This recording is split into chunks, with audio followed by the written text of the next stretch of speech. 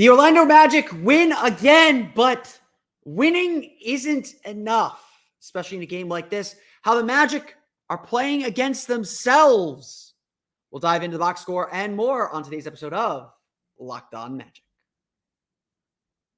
You are Locked On Magic, your daily Orlando Magic podcast, part of the Locked On Podcast Network, your team every day.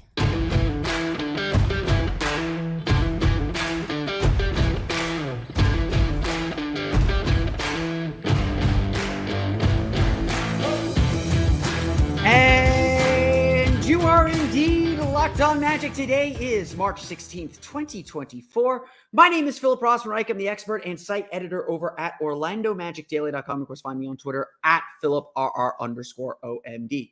On today's episode of Locked On Magic, the Orlando Magic win again, and that's good. And we're going to talk about why the Magic won, but also why that's not enough anymore. Why we're going to raise the standard and talk about how the Magic are really playing against themselves. We'll get to that. Plus, Paolo Banchero's passing. That and more coming up here in just a moment. First, we want to thank you again for making Locked On Magic part of your day every day. No matter when you listen to us, whether it's first thing in the morning, whether it's right when we upload, we truly appreciate you making Locked On Magic part of your day every day. Remember, there's a great Locked On podcast covering every single team in the NBA. Just search for Locked On and the team you're looking for. The Locked On Podcast Network. It's your team every day. You probably heard me say some variation of this theme over the last month or so. The Orlando Magic are going to the playoffs. I think the Magic are 2.5 games up on Miami and Philadelphia now for 7 and 8. It's not impossible that they fall and get outside of the play-in, but they are not likely going to the play-in tournament at this point.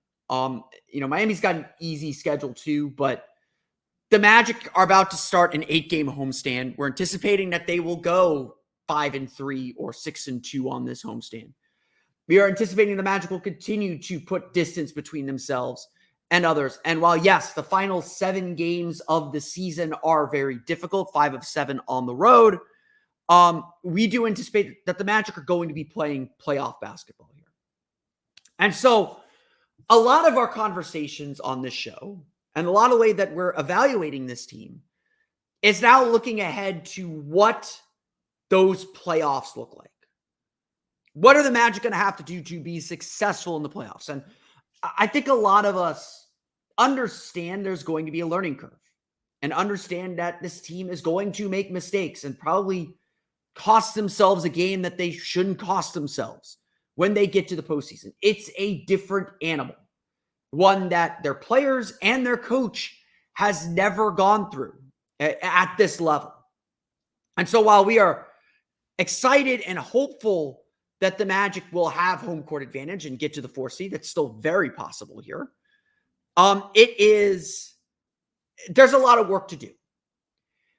And games like Fridays against the Toronto Raptors, and again, they'll play them again Sunday, they'll play Charlotte on Tuesday. These games are not about the opponent that the Magic are playing. These games are about whether the Magic hold themselves to a standard that will get the job done in the playoffs. That's what matters right now, is whether this team is playoff ready, whether this team is playing up to a playoff standard. That's what we're interested in. That's what we care about. That's what's on the line for the Orlando Magic right now. And so I want to make this first part clear. The Magic beating the Toronto Raptors, winning is never a bad thing. Like, I'm never going to be so upset after winning. If you're going to learn lessons, learn them while winning. They all count the same. The record's not going to care. Record's not going to care whether you won by 1 or won by 15. Winning matters. The Magic are winning these games. We can say what we want about the win against Washington, the win against Utah, these seemingly more narrow and more uncomfortable wins. But Friday night, honestly, the Magic won comfortably. The Magic were never truly threatened, I want to say. They were really in control for most of the game. Even when Toronto took their brief leads in the second half and in the second quarter, I never felt like Orlando wasn't going to win the game. What the key difference was for the Magic, though, was that whether Orlando won by 15 or 5 was wholly in their control. And again, listen to our friends at Locked On Raptors. I don't want to take anything away from Toronto. Toronto did good things. They played some really good pressure defense. They put Paolo Banchero, and we'll talk about him more specifically, in a bottle. They put Franz Wagner in a bottle. They clogged the paint and forced the Magic to shoot shots. They did a good job, and they took advantage of a lot of mistakes that the Magic made to make this game close. So I want to give them their due credit, and I think the Magic did the same. Toronto played well and gave themselves, at least made this game, made the Magic sweat a little bit more than perhaps they wanted to. But I would also say that a lot of those opportunities were born out of Orlando's mistakes. You could tell very early on in this game that the real battle was not between the Magic and the Raptors, but between the Magic and their own boredom and how mundane this game felt. Because when Orlando wanted to turn the dial up defensively, when Orlando was able to get Toronto into a half-court set, they weren't scoring. When Orlando wanted to move the ball and get good shots and make those shots, Orlando could get whatever shot they wanted. Again, I don't mean to underplay the Raptors. They played well, and they did some things that forced the Magic to think and lock in, and that's good. We need that. But the Magic were really playing against themselves and playing against their ability to execute and focus. This was a game that required intensity, required attention to detail. And frankly, in my estimation, maybe the coaches would disagree with me, but in my estimation, the Magic lacked that fire and intensity for long stretches. Brett Brielmeyer was the assistant coach with the Scout on this game. He gave the halftime interview with Kendra Douglas of Valley Sports Florida. And, she tried to ask him, how do we get the offense going? And he very deftly, like Jonathan Isaac, swatted those questions away and said, no, we got to play with some urgency on defense. That's where everything starts. And again, I want to give the Magic credit. They got the job done. They were up by 2 in the third quarter. They gave up a little bit of a run. They answered it, put this game away, got up by as much as 19 early in the fourth. Game over. The Raptors did cut that lead back down to 9, and you don't want to see that because so much of this game was just about focus and attention to detail. And this is what I mean by all of this. The Magic played well enough to beat the Raptors. That's all well and good. But did they play well enough to beat the Knicks? Did they play well enough to beat the Bucks, the Cavs? Did they play well enough to beat the Heat in a play-in game or Pacers in a play-in game? That's the level we're asking the Magic to play at, or at least to get to. And frankly, that's not how they played against the Raptors. That was the concern we had with needing to come back from 20 down against the Wizards. That was the concern we had with some of the way that they played against the Jazz. They played really well against the Nets. They did the job against the Nets. But you're never going to get a perfect 48-minute effort. There's always going to be something that you can be a little bit better at. But I would say that the Magic had too long of stretches where they were just lazing through the game, where they were turning the ball over, 15 turnovers for 20 points, giving up fast breaks and not looking organized. The Raptors had 20 fast break points. They're averaging a league-leading 19. This is a heavy fast-breaking team. They had 20 at the half and 34 for the game. That's what kept them in the game because they shot 39% on field goals outside of their fast break attempts. The Magic defense was fine, except in transition, where they were disorganized. They were slow getting back out to shooters. They didn't play well. And that's built off of their mistakes, their turnovers. That's built off of their poor shot decisions for long stretches. That's built off so many things that we know the Magic should be better at. So many things that we should demand the Magic be better at. And that's what the standard is. When we say we got to play to a playoff standard, that's what we mean. The Magic have to be better because they're not going to face the Raptors every time. They got one more game against the Raptors. They play them again on Sunday, so they'll have a chance to be better Sunday. Little mini playoff series. But the challenges are going to be tougher. The opponents they will face will be tougher. The teams that they have to beat will be tougher and will demand a certain level of intensity and attention to detail that, frankly, the Magic are not showing consistently enough right now, even if they are still racking up wins. We'll talk a little bit about Paolo Banchero, the game he had, and why his passing is so important. We'll get to that coming up here in just a moment.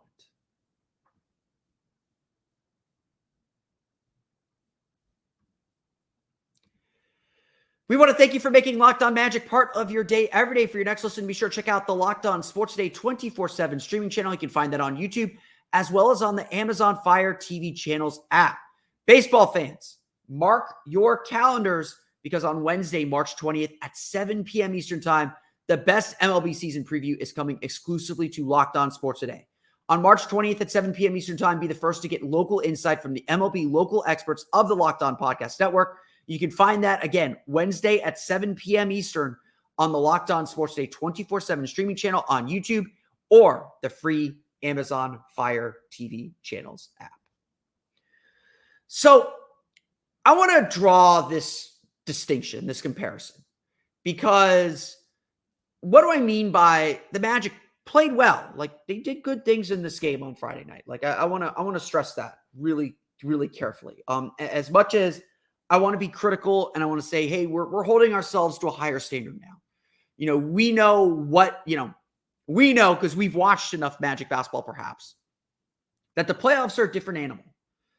And I want to see this team prepared and ready to play playoff basketball. I want to see them peaking at this time of the year because, we got this 8-game homestand coming up. That is a great opportunity to get better. That is a great opportunity to build. That is a great opportunity to put this team in a really good spot to have a high seed, all that stuff. But this is really the chance to shore up some things, play much better basketball, and really look like a playoff team. You know, again, are the Magic a playoff team? Absolutely. But there's one part of this game that I think really exemplifies this duality, and it's Paolo Banchero's stat line. So we'll go through his numbers here instead of saving him for our box score review. Paolo Banchero had a generally solid game.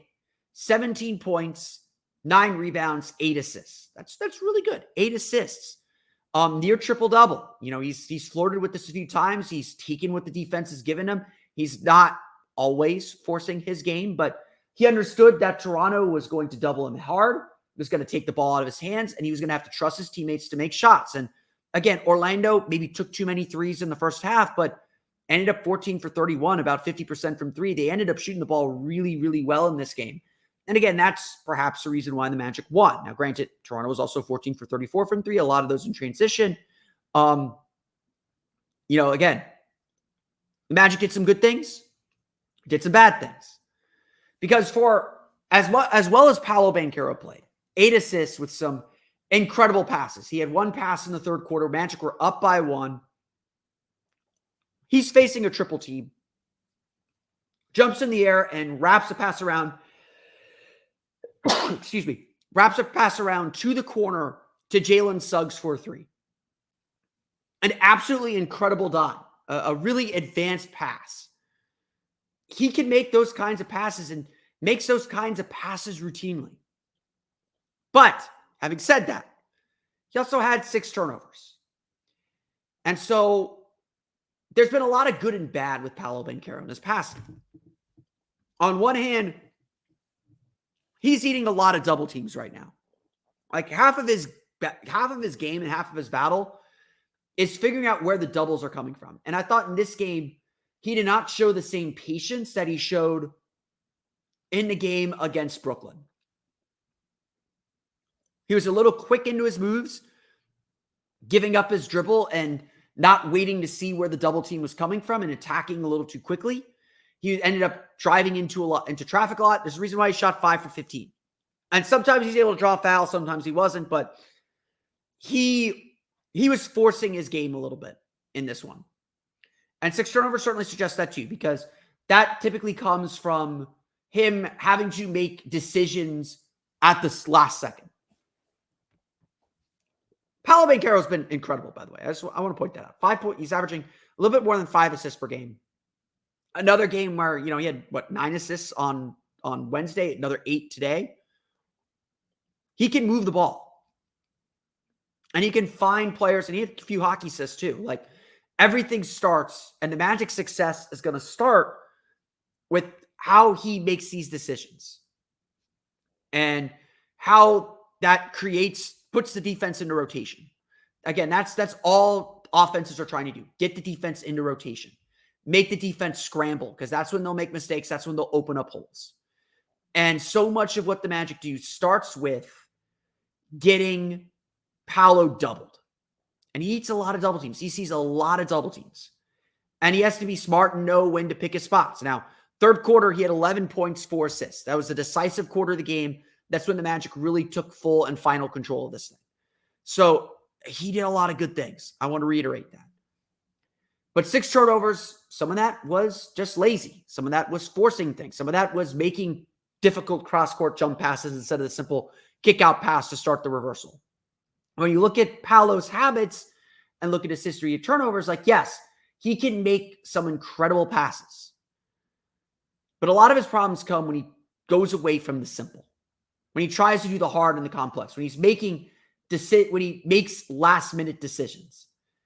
Instead of knowing full well what his reads are and how to execute them.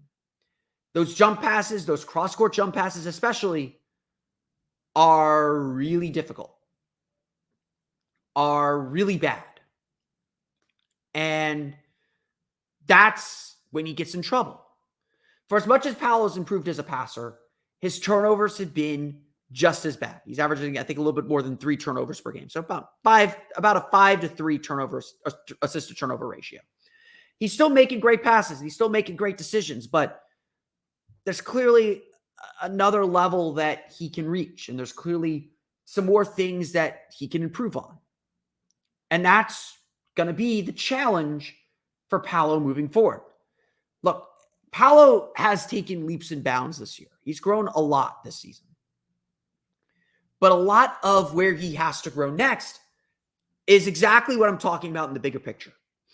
It's details.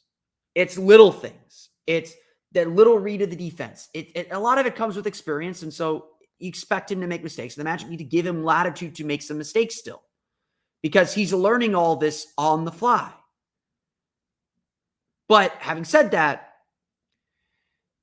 the Magic still need him to execute. And so much of that is about the simple. So much of that is knowing the little details and the little things.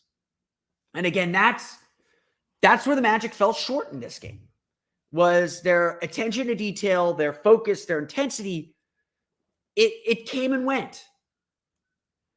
And when Paolo was really on, he was clearly the best player on the floor, even when he wasn't shooting well. And frankly, determined this game, put this game out of reach. When he was bad, when he was struggling, when he, didn't have that, he wasn't seemingly locked in, that's when the Magic turned the ball over. That's when the Magic made mistakes. That's when the Raptors were able to get themselves going. And so the Magic have to find a way to put all those pieces together.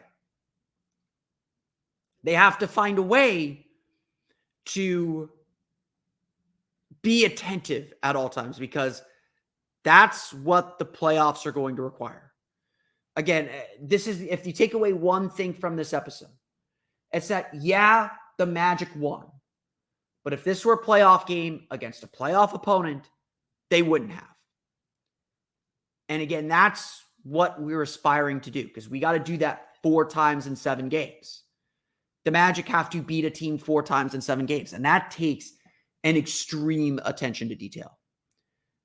And so we want to see this team building up to that. And again, we know how great Paolo can be, but it's about putting all those pieces together that's going to make success for this team.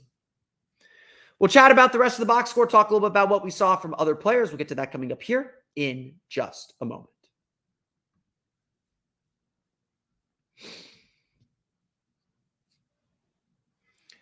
Okay, let's run through the final box score as the Orlando Magic defeat the Toronto Raptors 113-103. Again, it was a sloppy game. I wouldn't describe the Magic as playing poorly, honestly. Like, I thought they did good things, and I thought they played well.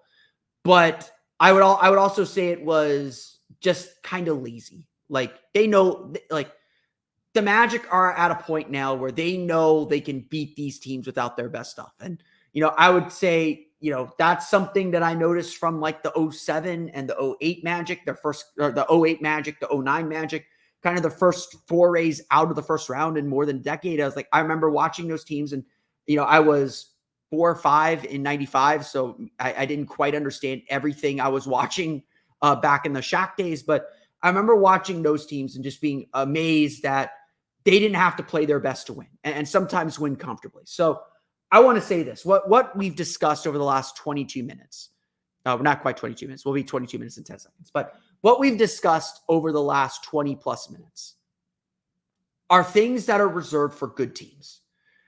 I am holding this team to a higher standard because I believe they are capable of that higher standard. So this is constructive criticism. This is because they've earned this. They have earned this kind of discussion, this kind of pressure, this kind of whatever you want to call it. They have earned me saying that winning is not enough, that the way you win matters as much as whether you win or not. And the Magic have earned this. I didn't think we'd get to this stage. I thought we were a year away from having these kinds of conversations. I wanted to have these kind of conversations in November. I was like big time in this. Okay, they're starting to play at a higher level where we should be thinking about how they're winning and what and their way to win, what it means to win a game as a Magic team more than anything else. So I want to stress this. The Magic did a lot of things that are essential to their success. 25 assists, 12 of them coming from Paolo Banchero and Franz Wagner, 5 assists from Joe Ingles, 50% shooting, 14 for 31 from 3. The 3-point attempts, 31's a pretty good number for them. They're making threes. Love that. Love that for them. 52 points in the paint to Toronto's 42.